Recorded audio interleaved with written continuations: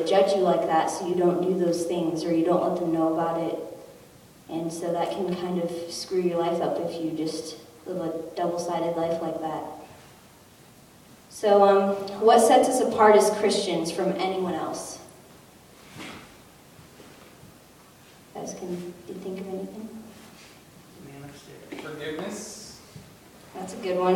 What else do we got that no one else has? We get to go to heaven.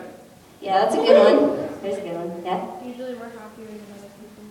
Yeah, a lot of the times we're happier because we know that we have God, and they might not have that friend to look up to. Yep. We have faith that He's always going to be there and that we will have like a good path. Yeah, I think that when we come together with that, we just, we look at God, and He gives us information in His book that we can look at and refer to so that we can be more like Christ. And maybe some other people don't know how to act or like Christ, so we can do that. And we have another verse. So who wants to read that?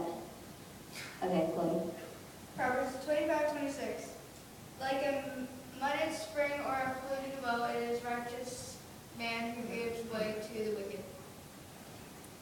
So, why do we want to be different as Christians? Chloe? So that we have God with us, and that we'll go to heaven and we can live our lives happy and know that God will guide us. And Alicia? I think we need to be different. We need to act differently around our friends so that they see that, they see the difference, and they want to be like us. And they want to be That's a good one. Melissa? So that we can get many people as we can to like go with us. So, I thought about it, and I was thinking that when you are different as a Christian, and you want to be different because you know that God has a plan for your life, and you really just want to follow that plan because He has a plan for you to succeed in life, and He has everything laid out, and if you just follow Him, then everything will go right like He planned. Tim? Exactly what you said. Want to be a Christian because of the same reason. It's kind of like selfish motives almost. I want to be a Christian because I know God is going to make my path straight. I know He has a plan set out for me already that's way better than the one I could come up with on my own. So that's one of my biggest reasons of wanting to be a Christian and following God is, it's actually, when you think about it, pretty selfish of me, but it's just because I know God's going to provide this amazing, awesome life for me. And I couldn't dream it up on my own if I didn't have that, so. That's really nice, Tim. That's nice, though. Kyle? And to go along with what Tim said, once you start living that life and start seeing how great it is and how awesome it is to know that God has a plan for you and God cares about you and that everything's going to be okay with God, you start wanting that for other people too. So when you start living your life differently and they see that you're happy and they see that things are going well for you, they start seeing there's something different about that person, and what it is. When they ask you, you can tell them it's God. God's in my life, and that's who's guiding me, and then you can share that with someone else, and they can have that too. So it's pretty awesome. All right, so one of the little points I had here is if you're just being a Christian just at church to impress your friends and family at church when you're hanging out with them, then those people outside of church, the people at school that really need God, aren't really seeing that side of you. So you can't really show them God's love, God's light. And that's where you really need it, is outside where those people that don't have God can see it.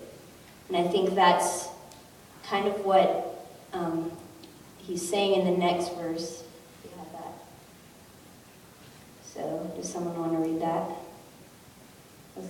I can do everything through Him who gives me strength.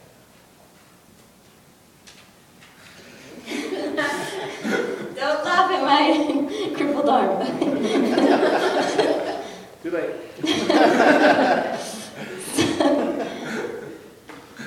How can we act like a Christian outside of church also? How can we do this?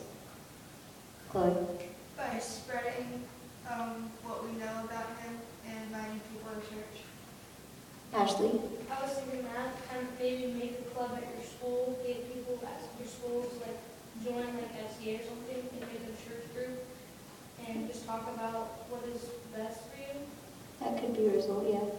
Kyle? Give yourself boundaries so that you know when, I don't know, when you're in a setting where you might be doing something that could challenge you in faith or make you feel like you might be tempted to do things you shouldn't do, know what those boundaries are, and know when to walk away from something. Yeah, so you can pray for self-discipline for those things, and I think that will help you a lot because God's always there, and you know He's always going to be there. So you can always look to God. You can look in His Word because that's where everything is that He tells you, and He's our biggest resource. So you can always use Him. He's always there, and you can not fear all the people around you. You can let you decide your choices and not let everyone else influence you. And I think that's the biggest thing that we have to keep in mind, because in going to school and doing all these things, we just kind of get past what God has to say and we just decide, oh, it's going to be fun, let's do that. So, Aubrey? And not only that, when you're in a public school setting, it's really challenging sometimes. Like, you'll be learning about evolution and all that kind of stuff, and it's sometimes really hard to stand up for your faith. But sometimes you really can have a really important discussion with someone when you stand up for those beliefs. Like, no, I don't believe this. I believe this is what happened. And maybe no one else accepts it, but one person is like, hey, that's weird. You know, it's amazing that that person actually like stood up to an entire class full of people. You know, and that's an opportunity to share your word, share God's word with people. Yeah, preach it. Yeah. Alyssa? One thing you can do is like not compare yourself with others, That's a good and one. just point out your strengths and like not your weaknesses. And, yeah. That's good. All right, so I have another little verse. Does anyone want to read that one? Okay, go ahead. The Lord is faithful, and He will strengthen and protect you from the evil one. And so you can ask God for strength and protection. And what you really need to do for God to help you with all that stuff is you need to be faithful and you need to read His Word, because that's where it tells you everything you need to know. And I think that you need to listen when you have a chance to do all that fun stuff that you think is going to be fun, like go to that party or do whatever it is. You need to listen to what you know is right. You need to listen to the Holy Spirit telling you, oh no, that's not right. Yeah, exactly. Do what you know, and you'll know what to do. That's a little quote unquote that someone said. Okay. Todd Hubler.